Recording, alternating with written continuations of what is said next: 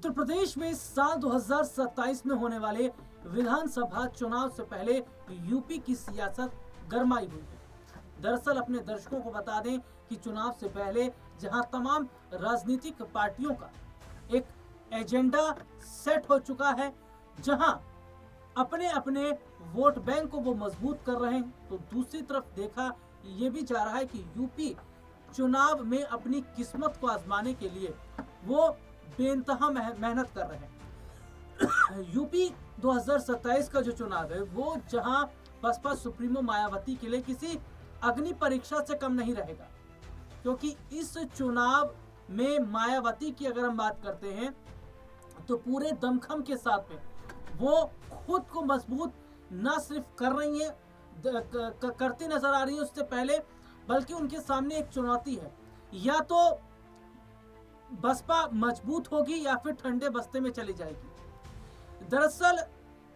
बसपा का एक विधायक, केवल एक विधायक ही था जिसके घर अभी हाल ही में छापा मारा गया, और जो छापा मारा गया उसके घर से बड़ी संख्या में नकदी, ज्वेलरी और तमाम चीजें बरामद हुई हैं। और ये न सिर्फ मायावती को एक बड़ा संदेश है, बल्कि ये भी देखा जा रहा है कि क्या मायावती ने अगर विपक्षी दल है उनके साथ हाथ मिलाने का अगर फैसला किया, तो क्या उनका जो फैसला है वो उन पर भारी पड़ेगा। उत्तर प्रदेश में साल 2027 में जो चुनाव होने वाले, उस चुनाव से पहले मायावती ने बड़ा ऐलान किया। मायावती ने कहा कि जो उनकी पार्टी है वो अकेले अपने दम पर चुनाव लड़ेगी, वो किसी के साथ राजनीतिक गठबंधन नहीं करेगी। हालांकि ये भी खबर चल रही थी कि मायावती चुनाव के बाद में कुछ बड़ा फैसला ले सकती हैं। पहले वो अपनी पार्टी की किस्मत को आजमाएंगी। दलित वोट बैंक को वो लगातार मजबूत कर रही हैं, लगातार रैलियां, काशीराम की जो जयंती है उस पर उन्होंने बड़ा ऐलान कर दिया। तो दूसरी तरफ ये भी देखा जा रहा है कि दलित वोट बैंक के साथ साथ ब्राह्मण वोट बैंक को भी अपनी तरफ करने की पूरी वो कोशिश कर रही हैं। तो जो मौजूदा समय की स्थिति है, जो मौजूदा समय के हालात हैं, वो ये बताते हैं कि क्या वाकई जो यूपी 2027 का चुनाव है वो मायावती के लिए एक बड़ी चुनौती रहेगा। मायावती मुख्यमंत्री बनने का सपना भी देख रही हैं, और मायावती के मुख्यमंत्री बनने का ये सपना क्या पूरा हो पाएगा। दरअसल सबसे बड़ी बात यह है कि मौजूदा समय के अंदर जहां हालात इस वक्त ये देखे जा रहे हैं कि उत्तर प्रदेश के अंदर समाजवादी पार्टी भी पूरा फोकस कर रही है। उत्तर प्रदेश के अंदर समाजवादी पार्टी जो है भी अपने वोट बैंक को बचाने की जद्दोजहद कर रही है। यूपी का ये जो चुनाव है ना, ये कई मायनों में अलग है, क्योंकि एक और जहां भारतीय जनता पार्टी की अगर मैं बात करता हूं तो पार्टी के अंदर सियासी लड़ाई जारी है। यहां सीएम कुर्सी को लेकर जो है वो बवाल देखने को मिल रहा है।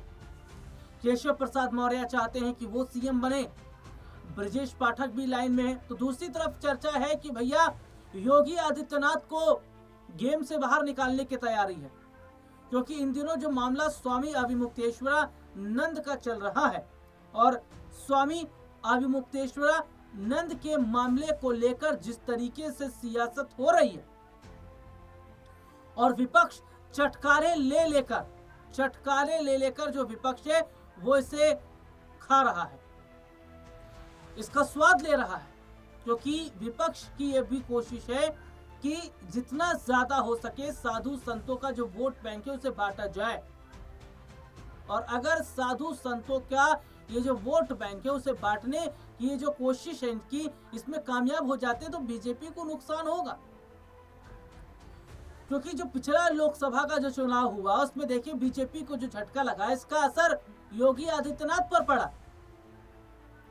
देखिए एक बात कही जा रही है कि योगी आदित्यनाथ का रास्ता रोकने की कोशिश की जा रही है, ठीक उसी तरीके से जैसा कि राजस्थान के अंदर हुआ। राजस्थान की जो अंता सीट है, अंता सीट पर जो चुनाव हुआ, उस चुनाव में भारतीय जनता पार्टी के प्रत्याशी मोरपाल सुमन की हार, लेकिन ये हार उनकी हार नहीं, ये हार वसुंधरा राजे की हार, और उन्हें हराने में अपने ही लोगों का हाथ था।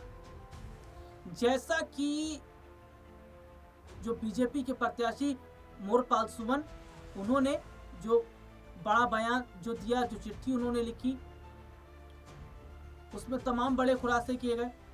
देखिए, सबसे बड़ी बात यह है कि जहां अंता चुनाव की बात करते हैं तो पूरी जो कोशिश की गई थी वसुंधरा को सीएम बनने से रोकने के लिए, क्योंकि वसुंधरा राजे भी मुख्यमंत्री बनने का सपना देख रही थी, और दूसरी ओर भी ये देखने को मिला कि यही उत्तर प्रदेश के अंदर हो रहा है। देखिए, सबसे बड़ी बात क्या है कि यूपी की सियासत लगातार जिस तरीके से दिन ब दिन गर्माती चली जा रही है, उत्तर प्रदेश के अंदर का जो सियासी माहौल है वो बहुत बड़े हद तक अलग दिखाई दे रहा है।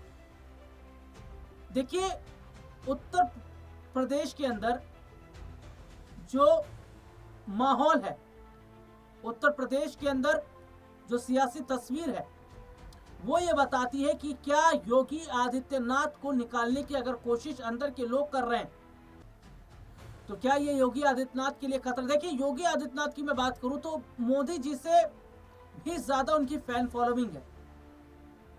उत्तर प्रदेश की जनता ही नहीं, देश की जनता भी उन्हें चाहती है, और ये कहा जा रहा है कि भैया जो 29 का चुनाव होगा ना, लोकसभा का, उसमें योगी आदित्यनाथ को प्रधानमंत्री के तौर पर देखना चाहते हैं, क्योंकि योगी आदित्यनाथ ने कई बार क्या कहा है कि पीओके हमारा होगा। उन्होंने कहा जिस दिन मैं प्रधानमंत्री की कुर्सी पर बैठ गया ना, तो पीओके तो हम लेकर रहेंगे। और प्रधानमंत्री की कुर्सी पर वो कैसे बैठ जाए, अमित शाह लाइन में लगे हुए हैं, अमित शाह अपना सपना संजोए बैठे हैं। लेकिन यहां पर देखिए तो जनता भी क्या अपनाएगी क्या।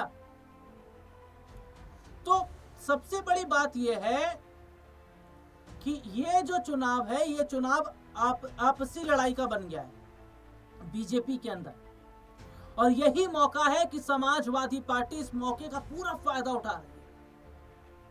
और कोई बड़ी बात नहीं कि 27 के जो चुनाव की तस्वीर है वो बदल जाए, क्योंकि बीजेपी की ये लड़ाई उन्हें भारी पड़ सकती है।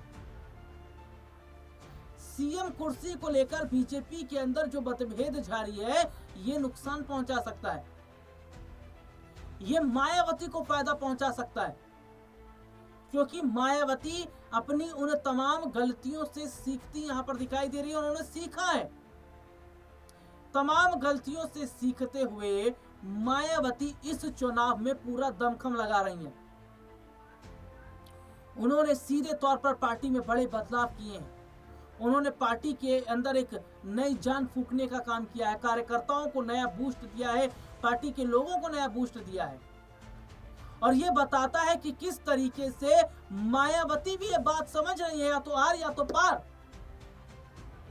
क्योंकि ये वो बसपा है ना साहब जो उत्तर प्रदेश में जिसकी सरकार रही, मायावती का दबदबा उत्तर प्रदेश में रहा, मुख्यमंत्री वो रही, लेकिन अर्श से फर्श पर वो कब आ गई उन्हें खुद नहीं पता चला। उनका जो वोट बैंक था वो चंद्रशेखर आजाद रावण निकाल ले गया। हालांकि इसमें मैं यहाँ पर बात करूंगा कि चंद्रशेखर आजाद रावण भी जो है वो यूपी चुनाव में अपने उम्मीदवारों को उतार सकते हैं।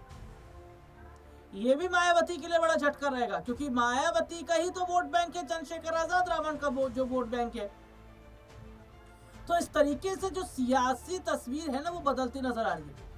देखिए, गौर यहां पर कीजिएगा कि जो फिलहाल इस वक्त के हालात हैं, वो हालात ये साफ तौर पर बताते हैं कि यूपी का जो चुनाव है, जहां बीजेपी की अंदर खाने की लड़ाई की वजह से इन्हें नुकसान पहुंचाएगा, इन्हें झटका पहुंचाएगा, तो वहीं बसपा सपा इनको बड़ा फायदा पहुंचा सकता है। अब कांग्रेस दौड़ में है नहीं है ये तो नहीं कहा जा सकता, क्योंकि फिलहाल कांग्रेस की इतनी बात चल भी नहीं रही है। हालांकि वो बात अलग है कि बीते कुछ समय पहले अजय राय ने जो है मुलाकात स्वामी अभिमुक्तेश्वरानंद से की थी, क्योंकि वो भी सोच रहे हैं कि भैया बहती गंगा में हाथ धो लिया जाए, जैसा कि अखिलेश यादव वगैरह कर रहे हैं। लेकिन कांग्रेस को उतना फायदा उत्तर प्रदेश के चुनाव में नहीं होगा। पार्टी लगातार जिस तरीके से गिर रही है, पार्टी कांग्रेस जिस तरीके से कहा जाए तो सिमट गई है, तो ये जो लड़ाई है ना उत्तर प्रदेश के अंदर, ये 2-3 पार्टियों के बीच की है, सपा है, बसपा है, भारतीय जनता पार्टी है। और लिख कर ले लीजिए कि स्वामी अभिमुक्तेश्वरानंद का जो मामला है, ये मामला बीजेपी को चोट पहुंचाएगा, क्योंकि साधु संतों का जो वोट बैंक है साहब, वो यहां पर बढ़ रहा है और बढ़ता नजर आ रहा है। साधु संतों के वोट बैंक के बटने का मतलब भाई बीजेपी को नुकसान है, और बीजेपी का तो वोट बैंक ही सनातन है, हिंदू वोट बैंक। और अब यहाँ पर ये देखना होगा कि क्या वाकई दो लोगों की लड़ाई का फायदा तीसरा उठा जाएगा।